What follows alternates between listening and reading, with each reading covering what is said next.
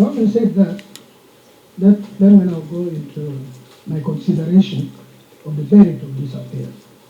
This court has been called upon to clarify the constitutionality of several aspects of the law concerning military trials.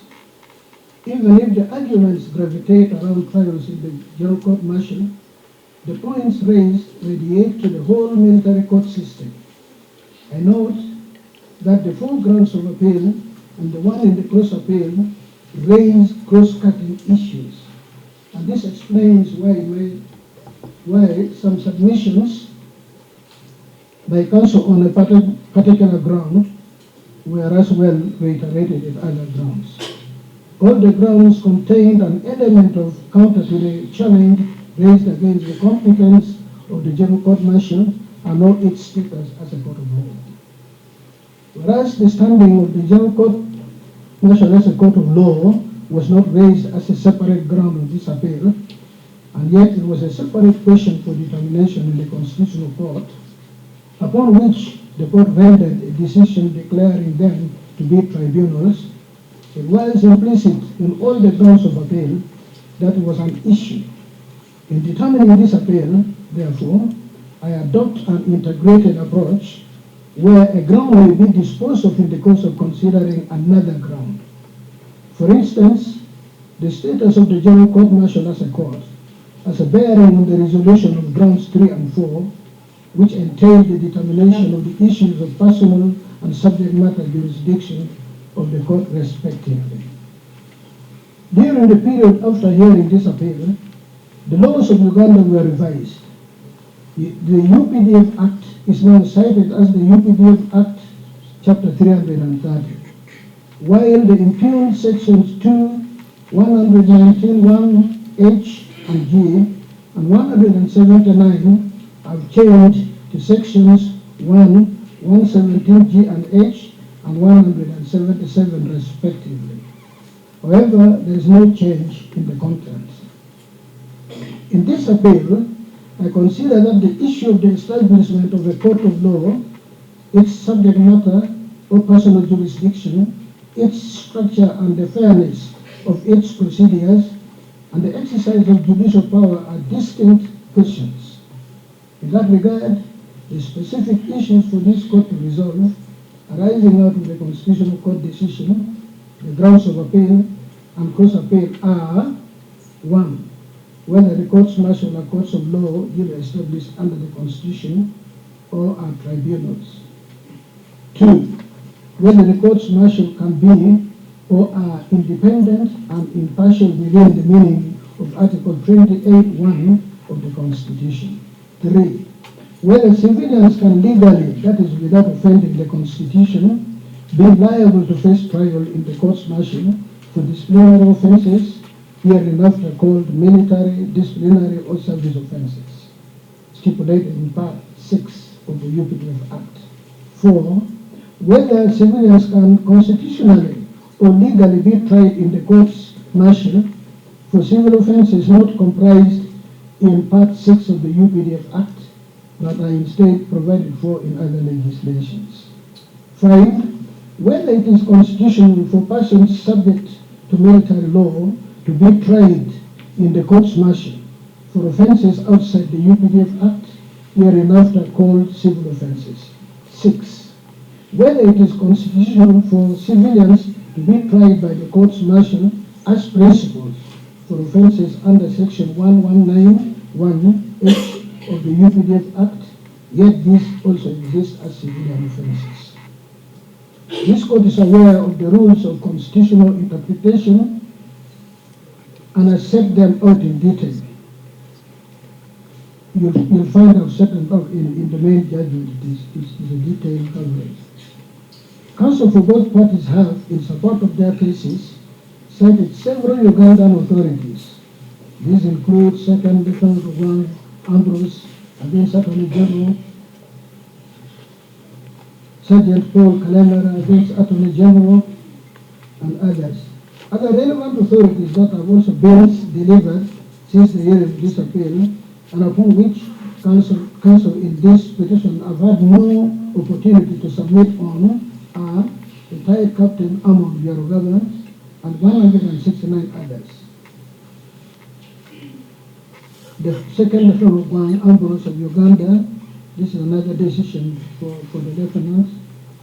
If that falls on this court, to ensure certainty in the application of the law by clearly spelling out the principles that should guide on how to structure and how handle matters concerning discipline in the UPDF.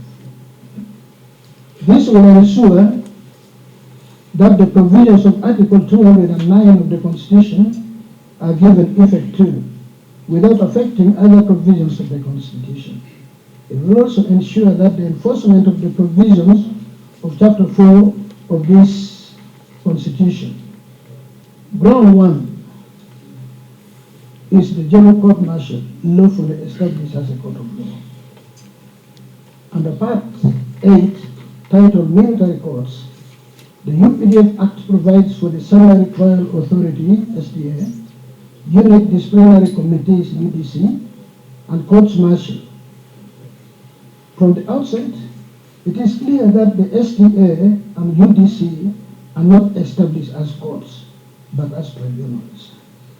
The Courts Martial, established at the Division Court Martial, established under Section 196, which is now 192, the General Courts Martial under Section 197, which is now 195, and the Court Martial Appeal Court, established under Section 199, which is now 197, and the Field Court Martial under Section 200, now 198. It is clear that the long title provides that the Act is passed under Article 210 and not 129 1D. However, I do not consider that failure to indicate Article 129 instead of 210, as was done in the long title of the UPDF Act alone, is enough to take away Parliament's power given to create a court under Article 129 1D. The General Court Martial is part of the courts of judicature referred to under Chapter 8, albeit with a special limited jurisdiction. The other argument for consideration is whether the creation of the court under Article 129 1D requires an amendment of the Constitution and or a referendum. Under Article 259 of the Constitution, an amendment of the Constitution can only be done by an Act of Parliament whose sole purpose is the amendment of the Constitution and pursuant to the requisite parliamentary procedure for such amendment. I have duly given consideration to the provisions cited, Article 129 that establishes the Court of Judicature, Article 128 that provides for the independence of the judiciary, and Articles 259 and 260 do not stipulate that the creation of a subordinate court per se requires an amendment of the Constitution.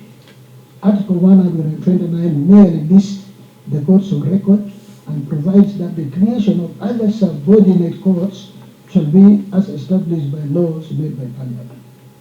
The UPDF Act is one of those laws, and Section 197(1), now 195(1) thereof, establishes the GCM. It is also evident that the Constitution contemplates the existence of courts martial.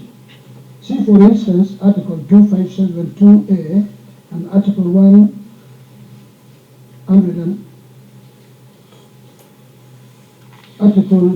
203B of the Constitution.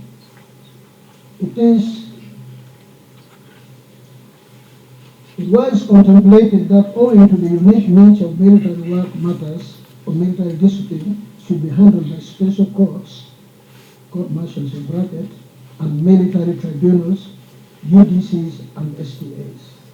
The issue whether the General Court Martial is a court was conclusively settled in Attorney General against Mushari and Attorney General against Uganda Law Society. It would, however, do well if Parliament clearly stipulates in the law enacted the status of a court created as the Magistrates Court Act does.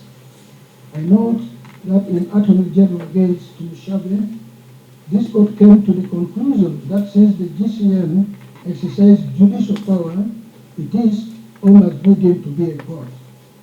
To the contrary, my finding is that the legality of the establishment of the General Court Martial, not based on its exercise of judicial power, but on the authority conferred on Parliament under Article 149, 1B of the Constitution.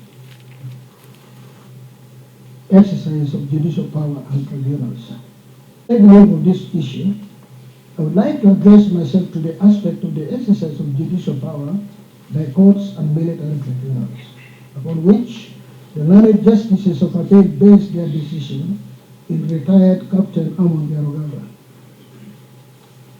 As a general rule, in a democratic society or dispensation, every aspect of judicial power must be exercised by a competent authority established by law. Judicial power, which is exercised by the judicial arm of government as an institution, as is provided for in the Constitution, refers to the authority vested in the courts of judicature, which judicial officers interpret and apply the law, resolve disputes, and administer justice generally. In a narrower sense, judicial power generally uniquely involves an exercise of power to interfere with the personal liberty of persons who appear before it. And this usually falls exclusively within the realm of ordinary courts of law, although there is no express bar to criminal exercise of jurisdiction by some tribunals. Tribunals usually exercise quasi-judicial power as opposed to judicial power of the courts. As a characteristic, the moment an entity can hear criminal cases and give custodial sentences or detain its suspect during hearing, the entity exercises judicial power regardless of its title as a court or tribunal. In other words, the exercise of judicial power is not in all cases what differentiates a court from a tribunal. I have noted that under the UPDF Act, the UDCs and STAs, UDC is Unit Disciplinary Committee in case you have forgotten, and STA is the Summary Trials Authority, that are established as tribunals, have been given jurisdiction to try offenses and sentences that they can impose range from caution to custodial sentence. Pursuant to Articles 23, 126.1 and 129.1 of the Constitution, it is only the courts that are granted the mandate to interfere with personal liberty in the sense of custodial sentences, or any legal detention of a suspect for an extended period of time during a hearing. Therefore, in the Ugandan framework of military courts, it is only the courts martial that are established as courts of law under the Constitution that can properly or legally be said to exercise judicial power when hearing offenses, criminal or disciplinary, with the power to impose custodial sentences and detain suspects. The UDCs and STAs are tribunals. Hence, whatever judicial powers they exercise are unconstitutional, as they do so without lawful authority. Ground number 2. Every court established under the Constitution must meet the criteria for a fair hearing. Similarly, tribunals entrusted with judicial power have to apply the principle that ensure a fair hearing, and for this, the classification as courts or tribunals bears no relevance. The right to fair hearing is one of the fundamental human rights that are considered an imperative in any trial. See Article 28.1 of the Constitution of Uganda as amended.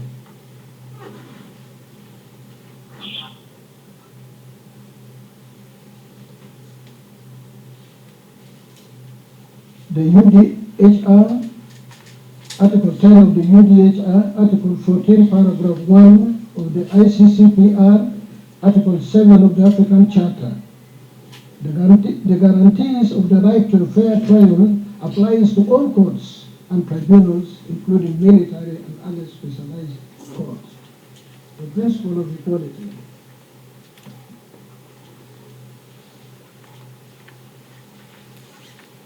Judicial power, even though it is limited in jurisdiction, has been devolved to military courts to be exercised in line with the Constitution, while respecting the fundamental rights and freedoms of individuals appearing before them.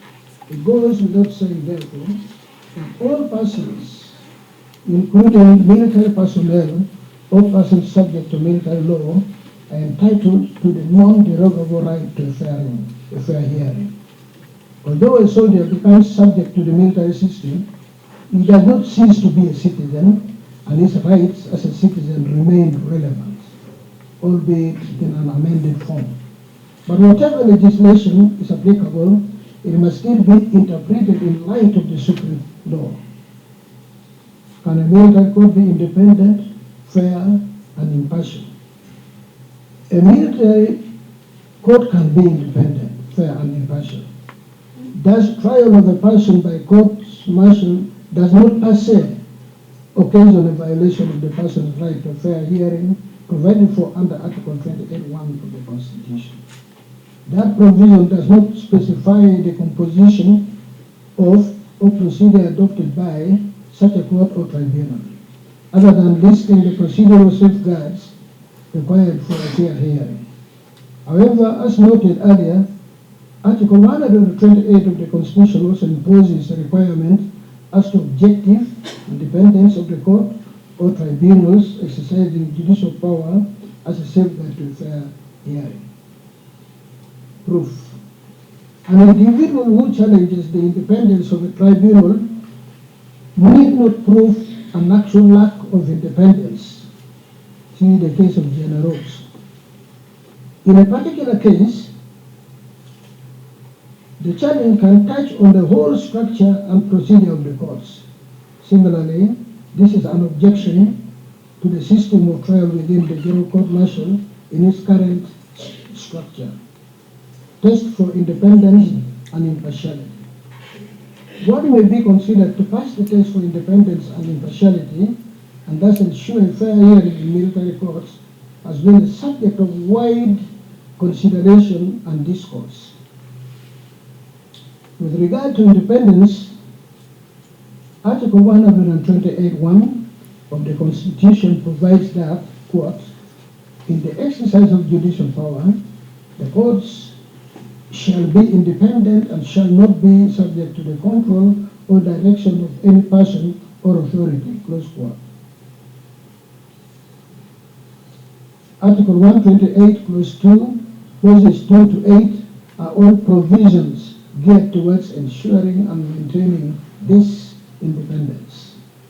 To determine whether the courts martial or the persons manning the courts are independent in the exercise of their judicial powers requires an examination of the laws and procedure under which the courts operate. From this, one can then determine whether a reasonable person familiar with the Constitution, the laws setting up the military courts and their structure will perceive and be satisfied that these courts are independent. Answer for the appellant emphasized that fairness in the General Court Martial is assured because the members of the General Court Martial take an oath to uphold the Constitution and administer justice. Indeed, it is the norm that judicial officers take an oath to render justice, and this places the duty on the respective judicial officers to exercise the judicial power with independence of mind and impartiality. However, this subjective undertaking of exercise of duty is only truly guaranteed when it operates alongside the objective safeguards that can satisfy a reasonable person that the appearance of partiality is eradicated, and the judicial officer is acting with an independent mind and is insulated from extraneous factors such as an undue influence. Impartiality is determined by the absence of bias, objective or perceived. In this regard, objective impartiality is akin to independence. The test for impartiality is, open quote, whether a reasonable, objective, and informed person acting on the correct facts will reasonably apprehend that the judge as not or will not bring an impartial mind to bear on the adjudication of cases, close quote. C. In re an application for recusal of Honorable Justice Alphonse Chigamo Windolo, Chief Justice, miscellaneous application number 3 of 2021, arising from presidential election petition number 1 of 2021, Chamulaini Sentamu Robert against Yoweri Kaguta Museveni, Iguabura, and 2 others. It is clear that in impartiality, appearances are of importance in order to satisfy the subjective requirements. See also the case of R against Spear and Findlay against UK. In the instant case before this court, the respondent makes no allegation that the members of the tribunal were actually biased. I would then recast the issue of independence, impartiality, and impartiality of the members of the court as follows. Whether a fair-minded and informed observer would conclude that the safeguards for a fair hearing in the court-martial were adequate to guarantee the independence and impartiality of members of the court-martial. What is manifest from an examination of our laws is that, with regard to court-martial, 1, with the exception of the CMAC, Court-Martial Appeal Court, there is no legal requirement for a person qualified in law to form part of the quorum. Before I proceed, I wanted to understand that apart from the requirement for them to study law, to be lawyers, so it's like there's no requirement for anyone to go to a theater and operate on a patient and pick and give him those names, I don't know how they call them, or you can pick the Chief Justice of Uganda, give him 12 people, not even their own 12 people. He would have been, he has never touched the trigger of a gun in life. He doesn't know map reading and get the first rank of private. I think the first rank of recruit. Or we are giving you a Boeing. The importance of professional training to be able to do something. Importance of professional training to be able. And in this, nobody is saying, even the respondents, when he brought the petition, he's not saying Major so-and-so or Colonel so-and-so was biased. He's not saying that. Or that he's just saying, look, these people do not have the training to be justice officers. And they try treason, they try all sorts of things. But when the LC courts had the law that placed the LC court, because they knew that the LCs were not trained in the law, they were not given jurisdiction over criminal matters. Not even theft of chicken, by the way. They were not given jurisdiction. So the first one is legal training. 2, the judge advocate's role is entirely advisory, as he or she does not form part of the court that deliberates on the verdict and sentence. So the judge advocate acts like an assessor whose view does not bind anyone. 3, decisions are by majority opinion of members of the court. The courts are convened and the members are appointed by the High Command or some other authority delegated by the High Command. They are not appointed by an independent institution. The commanding officer of the brigade probably would appoint who sits in the divisional court-martial. The courts comprise military men with no differentiation as to whether they are active, about to retire, or have retired. Junior members and a political commissar form part of the quorum. You're a major and a private and sit in the body that guides you. No right of appeal is created to the ordinary courts under the Act. The appeal ends with the court-martial appeal court. The unit disciplinary committees and the summary trials authorities exercise judicial power under the law as they have jurisdiction to pass custodial sentences and thus infringing on the liberty guaranteed under Article 23 of the Constitution.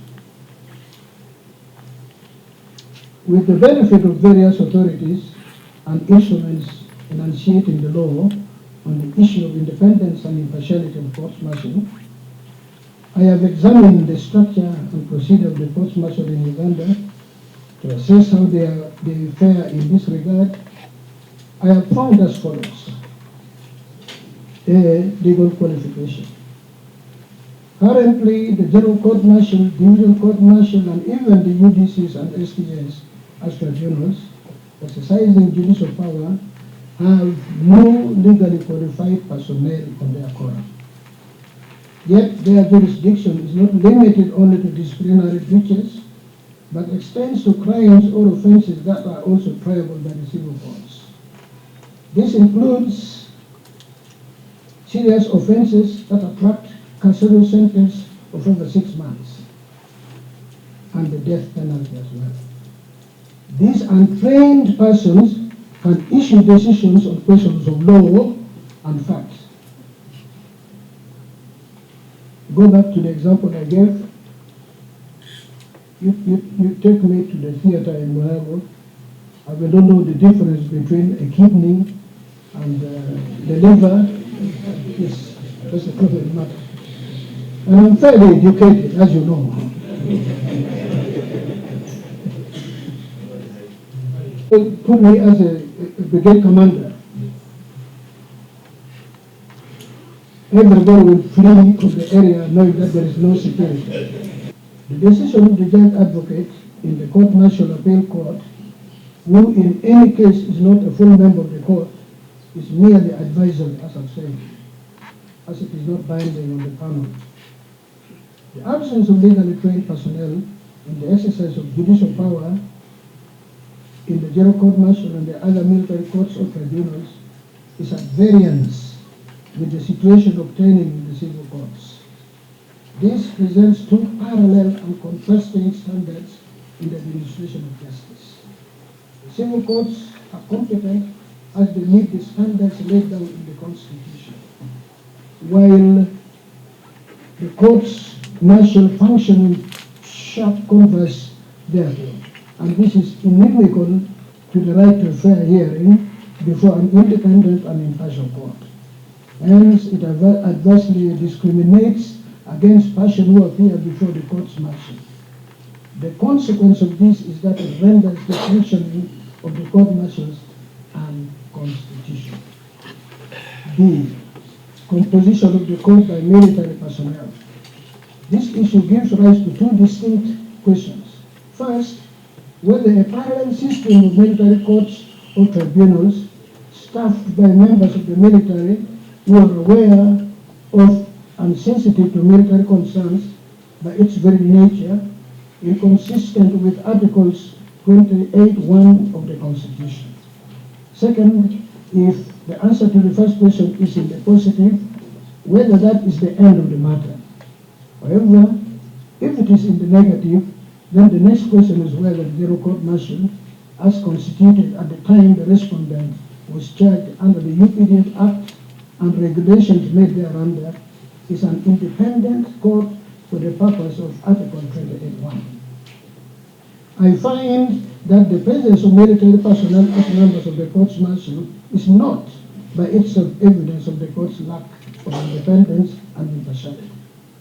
However, when viewed by an objective, reasonable person, there is a difference between active servicemen and the chain of command and former servicemen who are in retirement or about to retire and are therefore not influenced by any work of promotions.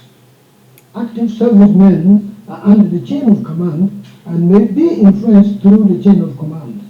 Furthermore, the oath taken by the members of a military court under Rule 27 of the UPDF Rules of Procedure Regulations binds them to the high command and convener of the military courts. This stands in stark contrast with the judicial oath in the Oaths Act, Chapter 19. This, taken together with the non-inclusion of a legally qualified judge on the panel to rule on legal issues, denies the courts martial the independence and impartiality which would have clothed them with competence. The other judicial oath, you swear to protect the Constitution. In the military, you swear to protect the commander-in-chief with the other officers. That's the difference. That's the difference which comes out. But that's the law that Parliament passed anyway. Yeah. C, manner of appointment of its members. There is the military personnel sitting on a tribunal that handles purely disciplinary matters and only imposes such punishment as reprimand, demotion, dismissal, compensation on the one hand, and military personnel sitting in a court which has the competence to try persons for crimes which attract such penalties such as custodial sentence or even the death sentence. I am of the opinion that there is need to distinguish between the two in determining the issues concerning the courts martial. First, the appointment to the service disciplinary organs is normally limited to administrative matters, whereby the fact of the presiding officers being subject to the chain of command does not occasion any miscarriage of justice. Unlike with the appointment to the courts martial handling substantive judicial matters where it could occasion injustice. The appointment of an officer on the courts martial by the President or High Command might not necessarily suffice to deprive the court of the requisite independence for the exercise of judicial power. However, this must be taken together with the provisions for other safeguards for the promotion and guarantee of the independence of the courts martial, and then determine the effect of such appointments and the independence and impartiality of the members of the court. The provisions for the appointment of personnel on courts martial must be in conformity with the provisions for appointments of judicial officers in the civil courts and ensure competent persons sit in all courts.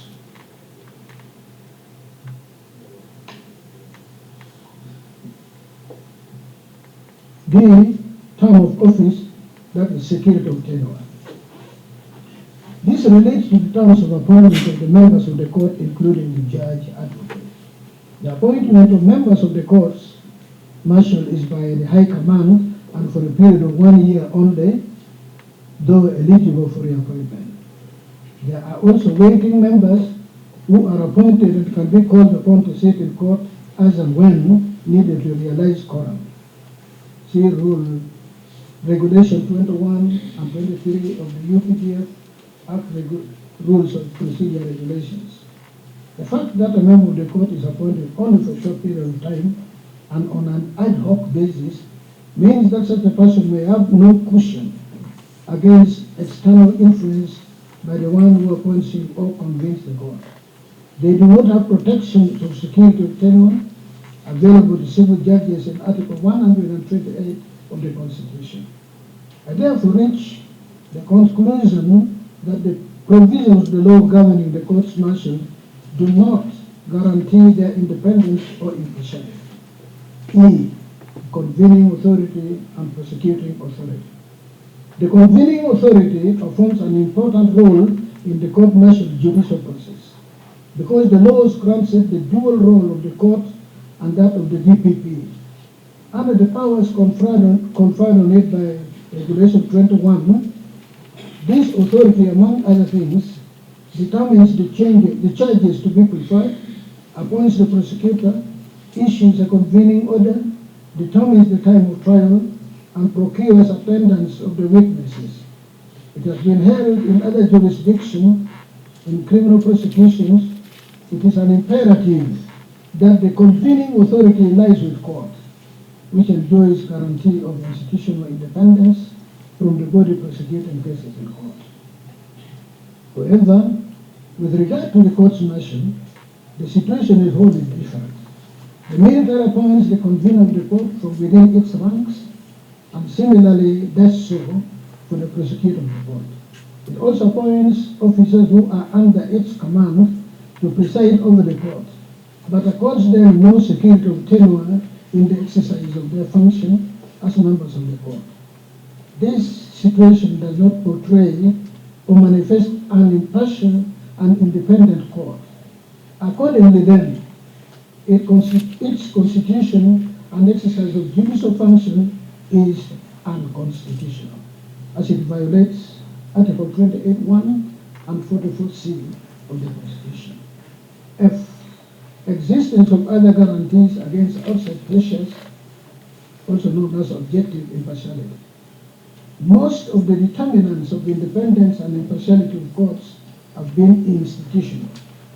The other aspect of fair hearing is the legal procedure available to a suspect who appears before the GCI. Procedures of fair trial are to be observed by all courts and tribunals that are an integral part of the judicial system. No adherence to a fair hearing has a double-edged effect. The obvious one is the denial of an accused person the right of due process. The other may have an adverse effect on this, as some accused person may also escape punishment under the guise that they were not given fair hearing. Minimum guarantees for fair hearing under Article 28, I only consider two. I find that the courts martial do not guarantee the right, adequate time and facilities for the preparation of a defense and to be tried without undue delay. And they also foreclose the right of appeal to ordinary courts. With regard to the right of appeal, there is international consensus that military laws and other legislation should never foreclose the right of appeal from decisions of military courts. A general foreclosure of the right of appeal to ordinary courts, inclusive of convictions for non-capital offences, is by any legal standard unacceptable and is in our jurisdiction clearly unconstitutional. It has recently been held by the Court of Appeal that the right of appeal to the ordinary courts from military courts is unavailable since the UPDF Act does not provide for it. See Muamuza case. The interpretation that highest appellate court does not refer to the Supreme Court limits the rights of military personnel as compared to civilians in capital cases, in a way that is not justified under Article 43 of the Constitution. Any law where there is no provision for the right of appeal to the Supreme Court for a person who, upon trial and conviction, is liable to suffer the penalty of death is inimical to the right to a fair hearing. Hence, it contravenes Articles 22(1), 21, 28, and 44(c) of the Constitution. Having regard to what I have discussed above on this issue, in the light of the rights to a fair trial enshrined in our Constitution, I am therefore in full concurrence with the Constitutional Court in this regard, and accordingly, ground 2 of the appeal fails.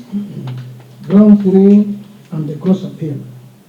I have already found that the provisions for the military courts do not have the requisite safeguards that would ensure fairness and impartiality in the exercise of their judicial function. I should point out that even if they pass the test for fairness and impartiality, it will still be incumbent on this court to determine whether or not it is constitutional to try civilians in the general court martial or other military courts or tribunals. The impugned provisions of the UPDF Act provide that only persons subject to military law can be subjected to trial in a court martial for a service offense. The service offense is defined in Section 2 of the Act thus, open quote, service offense means an offense under this Act or any other Act for the time being in force committed by a person while subject to military law. Persons subject to military law are listed under the impugned Section 1191 G and H, which is now 1171 G and H of the UPDF Act as follows. G. Every person not otherwise subject to military law who aids or abets the commission of a service offense. H. Every person found in unlawful possession of 1. Arms, ammunition, or equipment ordinarily being the monopoly of the defense forces, or 2. Other classified stores as prescribed. Both paragraphs G and H of section 119, now 1171 of the Act are wide enough to encompass civilians within its purview. Read together with sections 2, now 1, and 179, now 177 of the Act. A key ingredient for the sustenance of the charge against the suspect as an accomplice is the naming in the charge sheet of a principal alleged to have committed the offense, which the person charged together with the principal allegedly aided or abetted. This is clearly what the ordinary meaning of the words used in the provision mean. I would accordingly agree with the majority decision of the Constitutional Court that in failing to name in the charge sheet the principal to whom the respondent was allegedly an accomplice, rendered is being charged before the court-martial and the provision of the then section 1191H of the UPDF Act unlawful for being defective. However, should it be determined that the military court has no jurisdiction to determine matters involving civilians at all, this finding will be of no effect. The purpose and effect test in principle of constitutional interpretation is vital in determining the constitutionality of the legislation.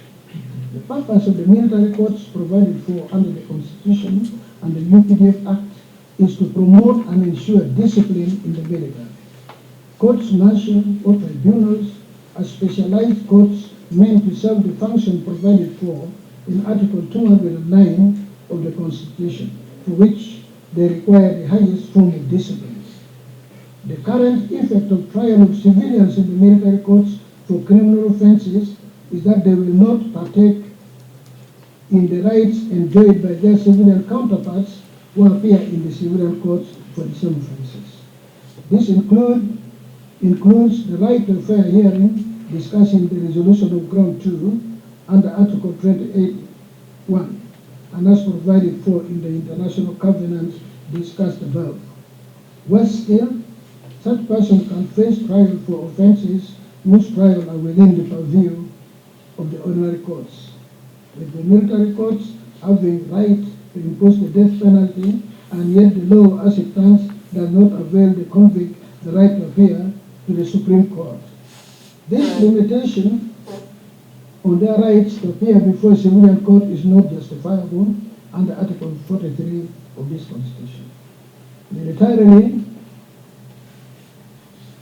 Military trials should be limited to cases where the state party to the covenant can demonstrate that recourse to such courts is necessary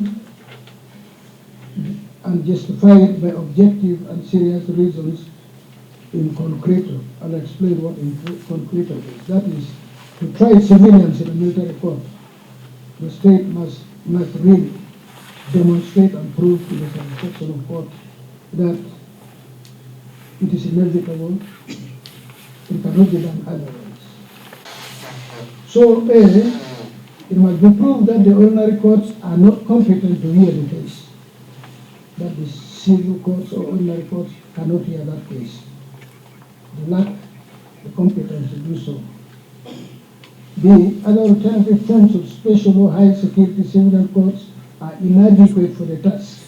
Hence, recourse to military courts is unavoidable or inevitable. C. Referral to military courts guarantees full respect for the rights of the accused and as prescribed by Article 28 of the Constitution. The issues have been discussed this afternoon. The burden of proving the existence of these exceptional circumstances lies with the state. It is therefore incumbent on the appellant to demonstrate that the trial of civilians by the military courts is connected to the purpose in Article 209 and 210 of the Constitution in a way that is justifiable under Article 43 of the Constitution. From the peculiar facts of the instant case, as is discernible from the record of appeal, it is clear that there was no assessment of the individual circumstances apart from the fact that one of the accused was military personnel at the material time. The provisions for the blanket trial of civilians in the military courts, either as principle in section 1171H or as accomplices in section 1171G, does not satisfy the limitation requirements of Article 41 of the Constitution. They are therefore unconstitutional. Likewise, the act of the trial of civilians in the military courts under those provisions is unconstitutional. Ground 3 of the appeal will fail, while the cross appeal succeeds. Grounds 1 and 4, jurisdiction over subject matter. The impugned sections of the UPDF Act under grounds 1 and 4 of the appeal challenge the competence of military courts to try offences under all enactments. Section 2, now 1, taken together with sections 179, now 177, and 119, 1G, now 177, 1G, of that act leads to the concurrent jurisdiction of the military and civilian courts in criminal matters. The question here for the consideration is the constitutionality of this provision. In the light of Articles 28 and 44 of the Constitution, which the respondent contends requires trial of criminal offences in ordinary courts before civil judges, having found that the courts martial should not generally try civilians, I would narrow the issue at hand thus, open quote, should military officers be tried in the courts martial for all civil offences in addition to disciplinary offences? Clause. Does their trial in the courts martial for civil offences contravene Articles 28.1 and 44C of the Constitution? Article 28.1 of the Constitution does not expressly bar trial of military personnel in a specialized military court, which meet the criteria discussed in ground 2. This is because judicial power can properly be given to specialized courts such as the military courts. Does that exception include trial of military personnel for crimes under other enactments? I find the answer to this narrower issue in the determination of the purpose and effect of the impugned provision. I have already held that the maintenance of discipline is a valid purpose. The effect of the impugned provisions of the Act is that all persons subject to military law will face trial in courts that are markedly different from the ones their civilian counterparts are subjected to for the same offense. The non-derogability of Article 28 of the Constitution and the right to equality under Article 21 of the Constitution, I do not find it justifiable to limit the rights of military personnel as such. I therefore find that the impugned Section 2, 179, 1191A of the UPDF Act adversely affect the liberty interests of all persons subject to military law. Offences not triable by the courts martial. There are other vital reasons militating against trial of persons subject to military law for all offences. The court has previously held that there are certain offences that are not triable by the court martial. This is so where a particular act grants jurisdiction under it only to specific court or only with consent of the DPP. It would therefore be wrong for Parliament to cause a conflict by conferring on courts martial jurisdiction to try such an offence or a similar offence. Where an offence attracts the death penalty, a court martial should have no jurisdiction to try it until a right of appeal is created from sentences to offences attracting life imprisonment and death penalty to the court's record as is available to the other persons and provided for by the Constitution. The trial of criminal offences attracting those penalties is unconstitutional for violating Section 28.1 or Article 28.1 44C, 21 and 22 of the Constitution. Effect of subordinate court subject matter. Additionally, as already noted, the General Court Martial and other military courts are all subordinate courts. See, Attorney General against the Uganda Law Society, Mulenga, Justice of the Supreme Court. However, I do not agree with the finding in the Attorney General of Uganda Law Society that the General Court Martial is subordinate but not lower than the High Court. That is self-defeating, it's contradictory. That it is not lower than the High Court, and enabling it to handle offences at par with superior courts of record. Assigning the ordinary English meaning to the word subordinate, all courts martial are subordinate courts created under 129 1D can only have jurisdiction that is lower than the High Court. Only that it is subordinate but not lower than the High Court is contradictory. It actually makes no sense. It's illogical and has the potential to create an absurdity when it comes to the hearing of capital offences. If Parliament desire to grant them the jurisdiction to handle capital cases, then we need to do so in line with the Constitution. With this finding, the hearing by all courts martial of offences within the jurisdiction of the courts of record is unconstitutional under Articles 28.1, 44C, 128.1, and 129D. I hereby find that Section 177, 117H, 1H of the UPDF Act are unconstitutional insofar as they, without qualification, allow for trial of persons subject to military law for civil offences within the General Court Martial and other military court tribunals. Based on this analysis and finding, grounds 1 and 4 of the appeal would fail. Upon examining the objective of the law and the authorities cited, I find that the impugned provisions of the UPDF Act are overbroad and rationally connected to the broader purpose. The trend in democratic dispensations, especially in the new democracies such as Uganda, which witnessed gross human rights violations in the past and reminds itself of its ugly past in the preamble to the Constitution, a sober decision has to be consciously made. Sections 201, 179, now 177, and 119.1H, now 117H, 1H, that allow the trial of persons subject to military law for all offences under other enactments without any qualification is overbroad. The need to maintain discipline is no justification for the trial of members of the UPDF who are within the country by the military courts, and yet there is a functional judiciary.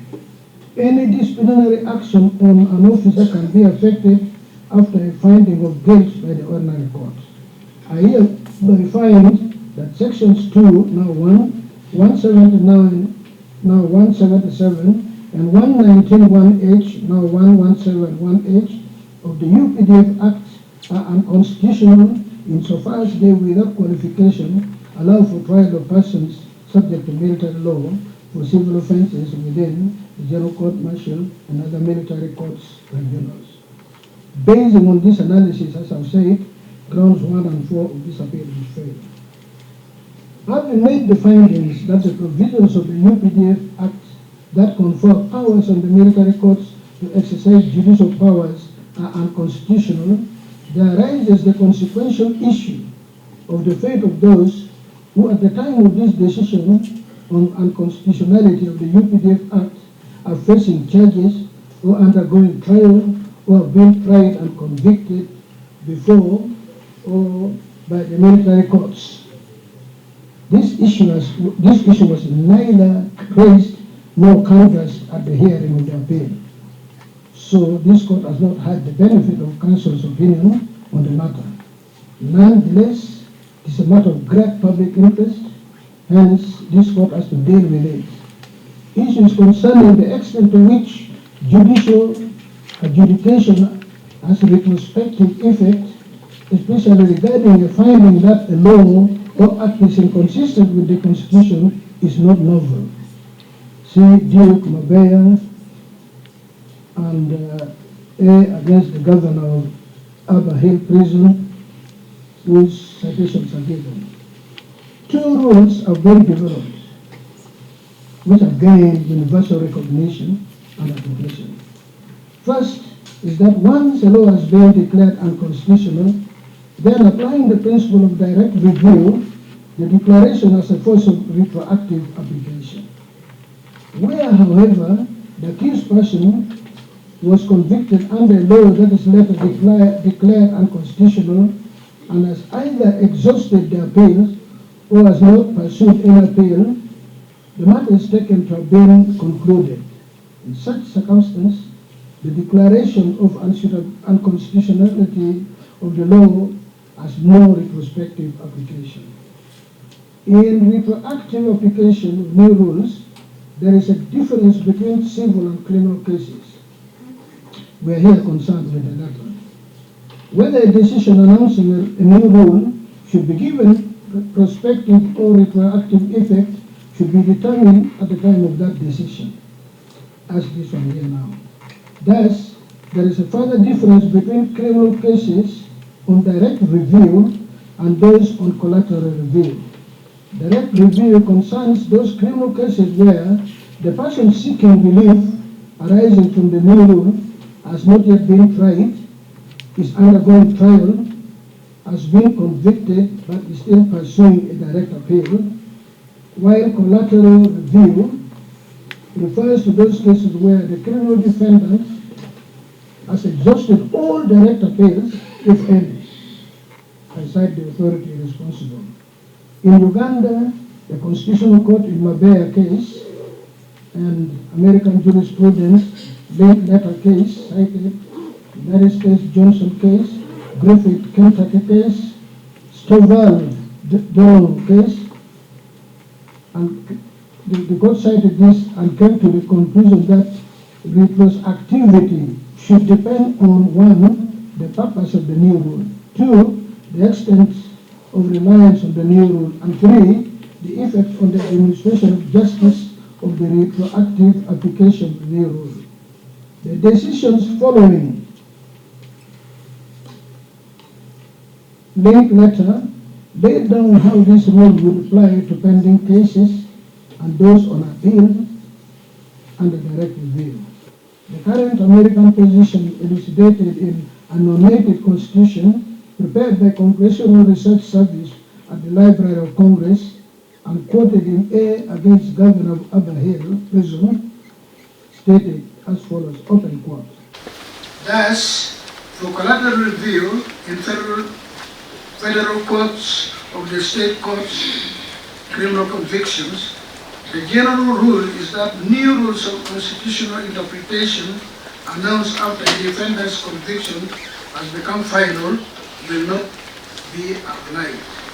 Thus, application for habeas corpus based on a judicial decision subsequent to a conviction becoming final and not otherwise under direct appeal or review fall into the category of collateral review and therefore not entitled to rely on new rules of constitutional interpretation. This principle is apparently not novel to our modern time, as Cicero is credited with having coined the maxim, sumum ius summa injuria, variously translated but classically as the strictest application of law is the greatest injustice. This general principle regarding the effect of declaring a legislation unconstitutional was succinctly stated by Murray J. in A against the Governor of Upper Hill as follows. In a criminal prosecution, where the state relies in good faith on a statute in force at the time, and the accused does not seek to impugn the bringing of or conduct of the prosecution on any other grounds that may be in law, open to him or her, including the constitutionality of the statute before the case reaches finality, on appeal or otherwise, then the final decision in the case must be deemed to be and to remain lawful, notwithstanding any subsequent ruling that the statute or a provision of it is unconstitutional. The learned CJ explained the meaning of a collateral attack as follows. A collateral attack arises where a party, outside the ambit of the original proceeding, seeks to set aside the decision in a case which it has already been finally decided. All legal avenues, including appeal, having been exhausted, for reasons that were not raised in the original proceedings, but for reasons arising from a later court decision on the constitutionality of the statute. We made a comparative survey and review of various jurisdictions on the issue and found commonality in the decision taken by them on it. Then said, the question of retrospectivity in the form raised here is one which is material to all legal systems. The fact is that at no stage during the course of the hearing in this case was the court's attention drawn to any system of justice in which a finding that a law is unconstitutional, even where this is deemed to be so ab initio, meant that previous and final judicial decision based on such a law must inevitably be considered unlawful and of no effect in law. I'm not aware of any legal system to that effect. Referring to the situation obtained in the US, said there are transcendent considerations which militate against complete or absolute retrospectivity. Fundamental interest of public policy requires limitation on the retroactive effect of judicial decisions. The legal order and the administration of justice is not one perfect symmetry. As Justice Benjamin Cardozo observed at page 161 in his seminal work, The Nature of the Judicial Process, Yale University, Press 2021, we like to picture to ourselves the field of the law as accurately mapped and plotted. We draw our little lines and they hide it down before we blur them. Although judicial adjudications do not have retroactive effect, there are important exceptions and restrictions to that effect. The line must be drawn in the interest of justice. C.J. further elucidated on the matter that a judgment condemning a statute for being inconsistent with or contrary to the Constitution does not mean that all which was done or decided under the statute prior to the decision on constitutionality is in all circumstances void and of no effect. It is a principle which is, for reasons indicated in the various judicial dicta which are cited, consistent with the Constitution as a whole. The common law dimensions of our legal system and the legal system of many other countries in which the courts have the same or an analogous power of judicial review of the body of laws. Then they said, certainly issues concerning the constitutionality of statutes are on a plane higher than the mere common law. They concern questions fundamental to the rule of law, the protection of rights, and the very framework within which, in the words of the preamble of the Constitution, true social order is attained. Normally, those fundamental constitutional concepts, such as the rule of law, individual rights, justice, and the social order, based on that rule of law, blend together so that the principles of constitutional justice to be applied to resolve issues may be readily deduced. On other occasions, some of those considerations may be competing or even conflicting ones, where the courts have to balance those different interests so as to do justice within the framework of the Constitution. In this instance, one may say in broad terms that there is a competing interest between the claim by the applicant that he stands convicted under law which has subsequently been found to be inconsistent with the Constitution as from the example, and the interest of justice, including the rights of the victim, where he was otherwise lawfully convicted of unlawful carnal knowledge of a 15-year-old girl, in circumstances where, as his counsel acknowledges, The conviction and sentence were not tainted by any want of fairness or injustice. Thus, the effect of absolute retroactivity, for which the applicant argues, in a sense raises competing consideration, which the court has to address as regard to the provisions generally of the Constitution and what Hinchey J. alluded to as transcendent constitutional consideration, the public interest, the common good, and social order. The argument that the declaration that a law is unconstitutional, the learned CJ had this to say: absolute retroactivity based solely on the notion of an act being void ab initio, so as to render any previous final judicial decision null, would lead the Constitution to have dysfunctional effects in the administration of justice. In the area of civil law, it would cause injustice to those who had accepted and acted upon the finality of judicial decision. Rights which had become vested in third parties as a consequence of such decisions would be put in jeopardy. The application of a principle of absolute retroactivity consequent upon a declaration of unconstitutionality of an act in the field of criminal law would render null and of no effect final verdicts or decisions affected by an act which at the time had been presumed or acknowledged to be constitutional and otherwise had been fairly tried. Such unqualified retroactivity would be a denial of justice to the victims of crime and offend against fundamental and just interests of society.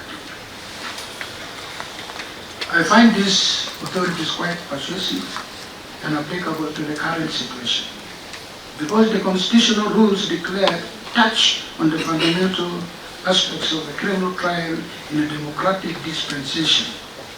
In the present case, we have those who have been charged, those undergoing trial, those convicted and in the process of challenging such conviction, as was the case in the Lieutenant Government case Supra, and those whose conviction is final. This is the situation obtaining with regard to those who have been defendants in the courts martial. I consider that the first three categories that fall under direct review and without any difficulty take benefit from the rules expounded herein as regards trial in the courts martial. However, for those whose trial is completed or who are also referred to as those on collateral review, it is my considered opinion that they fall within the exception enunciated above. In the event, I will make the following declarations. 1. The Summary Trial Authority, SDA, and the Unit Disciplinary Committee, UDC, are respectfully, lawfully established under sections 191 and 192, now 189 and 190, and section 195, now 193, of the UPDF Act as military tribunals. 2. The provision of section 197, now 195, of the UPDF Act establishing the General Court Martial as a competent court is constitutional. 3.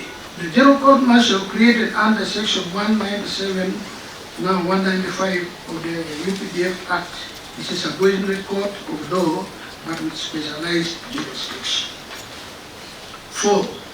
The provisions of section 179, 1 and 2, now 177, 1 and 2 of the UPDF Act, read together with section 197, 2, now 195, 2, which grant the subordinate military court's jurisdiction over capital offences contravene Article 129, 1b and Article 126, 1 of the Constitution, hence they are unconstitutional.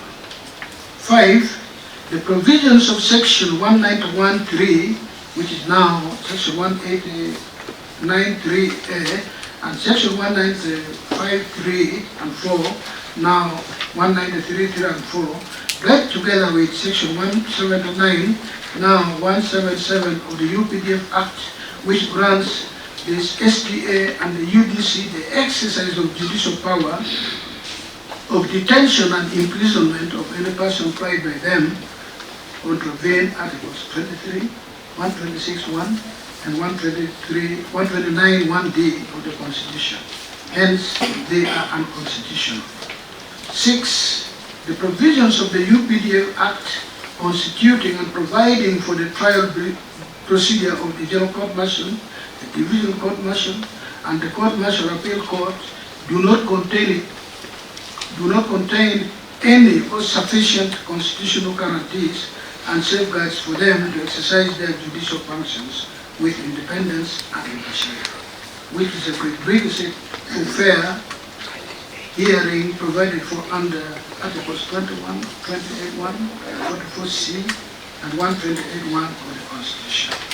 The provisions of Section 1191G, now 1171G of the UPDF Act, under which the respondent, a civilian, was charged and arraigned in the General Court Martial, contravenes Article 28.1, 44C, and 21 of the Constitution. Hence, it is unconstitutional. The provision of Section 1191G, now 1171G, is unconstitutional to the extent that it permits trial in the courts martial of civilians who have allegedly aided and abetted the commission of a crime, of a service offense rather, or ordinary criminal offense in which a person subject to military law is a principal offender. 9. Sections 2, 179, 119, 1H and G, now respectively Sections 1, 177, 117, 1H and G of the UPDF Act are unconstitutional since they confer blanket jurisdiction on courts martial to try civilians. The jurisdiction conferred by Section 2, 179 and 191 1H, now Sections 177, 117, 1H of the UPDF Act on the General Court Martial to try persons subject to military law for civil and non-disciplinary offences committed in Uganda is unconstitutional as they contravene Articles 209 and 210 of the Constitution. I would accordingly propose the following orders. The declaration of the Constitutional Court that Section 1191G, now 1171G of the UPDF Act, which provides that any person not otherwise subject to military law who aids or abets a person subject to military law in the commission of a service offense is constitutional, is hereby set aside. All charges or ongoing criminal trials or pending trials before the courts martial involving civilians must immediately cease.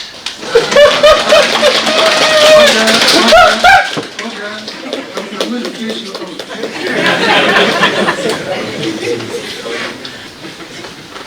This is not cloud 9.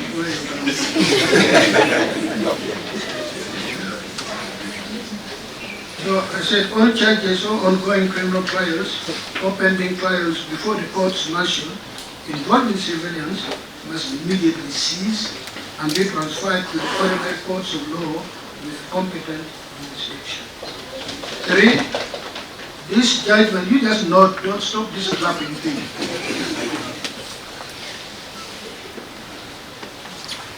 This judgment shall have no retrospective effect on any conviction made and sentences imposed prior to the date of this judgment, save where the conviction and sentence is being challenged in the court of law. All pending trials or partly high criminal cases that fall under the civil law court's jurisdiction, which are against members of the UPDF who are subject to service law, must be transferred to the civil courts with competent jurisdiction.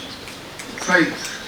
Save for the issue of the establishment of the General Court Martial as a court of law, this appeal fails and is hereby dismissed. The cross appeal is hereby allowed. The respondent is entitled to the cost of this appeal and in the Constitutional Court.